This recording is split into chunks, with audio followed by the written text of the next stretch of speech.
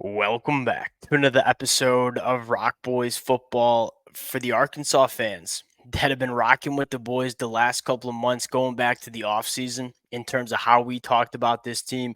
We always said, you look at this team on paper and say this team can be dangerous in the SEC. That being said, we wanted to see it come together to start 2024. And at times, I think the Arkansas fans would certainly admit this. It's been a roller coaster of a ride, but you are starting to see the flashes of why we thought this team could be dangerous in 2024 to begin with. And I think what's so exciting for Arkansas fans is what if this team kind of continues to show the highs and start eliminating the lows? Like, this is an SEC team that I don't think a lot of teams are going to want to play every single Saturday because of the kind of playmaking and talent that Arkansas has sprinkled on both sides of the football. Want to dive into what we've seen from Arkansas during the first 4 games of the season, specifically from the offense. We've seen a lot of highs, we've seen a lot of lows.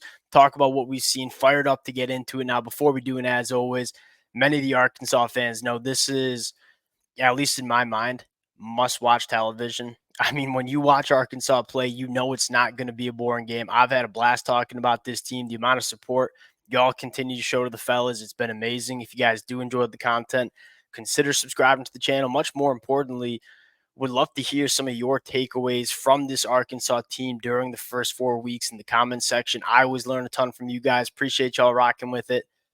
And without further ado, let's get into it. I think we got to start on the offensive side of the football. I think it starts with the rushing attack. And we kind of knew Taylon Green would bring a different kind of athletic quarterback than KJ Jefferson.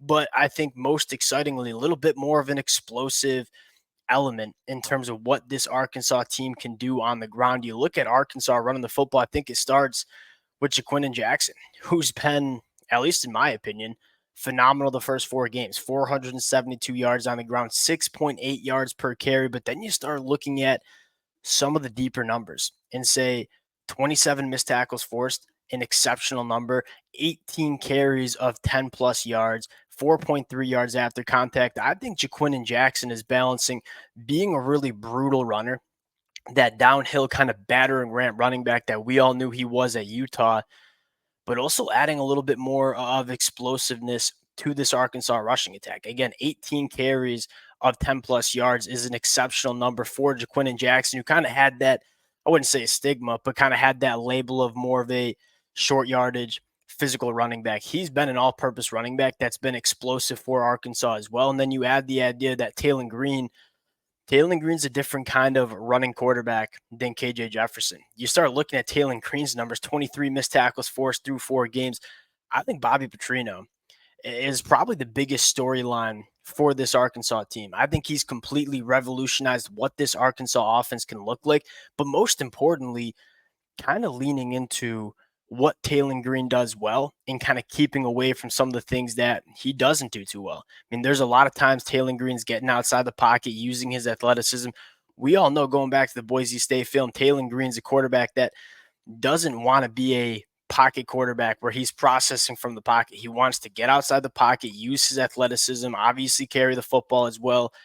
Bobby Petrino is kind of creating and cultivating an offense that I think really leans into what Taylon Green does best. And I was kind of doing some prep on Arkansas, going back, watching the games, looking at some of the numbers and saying it kind of reminds you of what Alabama does with Jalen Milroe, where they're not asking Jalen Milroe to throw a ton of footballs. They're not really asking him, but when they do ask him to throw, we're pushing the ball down the field. Like, you look at this Arkansas team, say we are a run-heavy offense, but when we're asking Taylon Green to throw the football, we're going to ask him to push it down the field. We know Taylon Green's not going to be a quarterback that's 75% completion percentage. That's just not what Taylon Green is. It wasn't what he was at Boise State. It's not what he's at Arkansas, right? 53% completion percentage. On paper, that's not great. His average depth of target's almost 13 yards down the field. And so Bobby Petrino is kind of leaning into this idea where, hey, we're going to run the football. We're going to force defenses to start putting their safeties in the box. And when we're throwing the football, we're not going to treat Taylon Green as this point guard of the offense that's just going to be quick, kind of accurate. We're going to ask him to push the ball down the field and try to be explosive.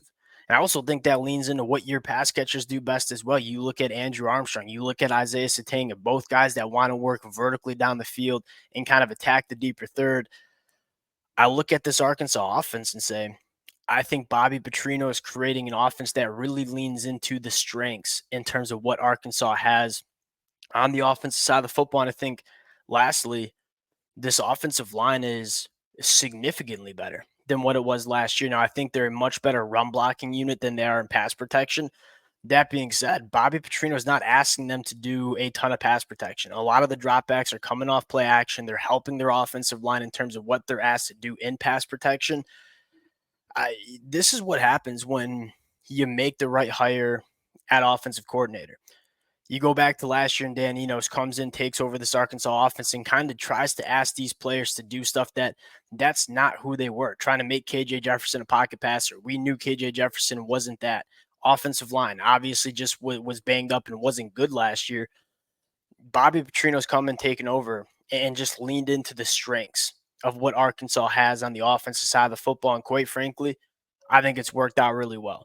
Now, moving over to the defensive side of the football, where I want to start with Arkansas on the defensive side of the football is it's kind of similar to the offense where we're going to try to make game changing plays, but we're also probably going to give up some explosive plays. It is an aggressive defense that, quite frankly, won you the football game Saturday against Auburn. Yes, did they give up some explosive plays? Absolutely. But they also made a lot of plays that won this Arkansas team that football game on Saturday.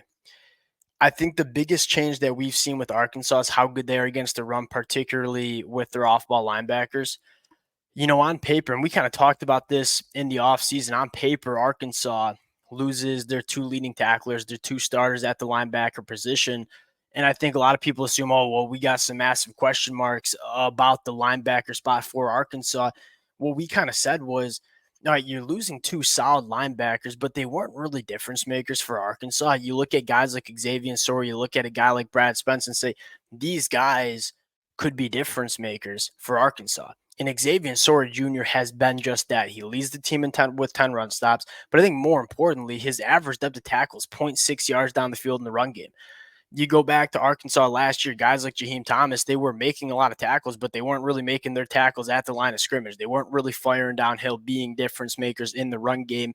A guy like Xavier Sori, who we all knew had a ton of juice coming from Georgia, has kind of been that guy for Arkansas. I think the defensive line has been really good in the run game too. We all knew Landon Jackson was a guy in terms of pass rushing, been really good against the run. Eric Gregory, Cam Ball, really, really good as well. If there was one thing that I think could kind of take Arkansas, probably to the next level throughout 2024 is getting that pass rush back to what it looked like in 2023.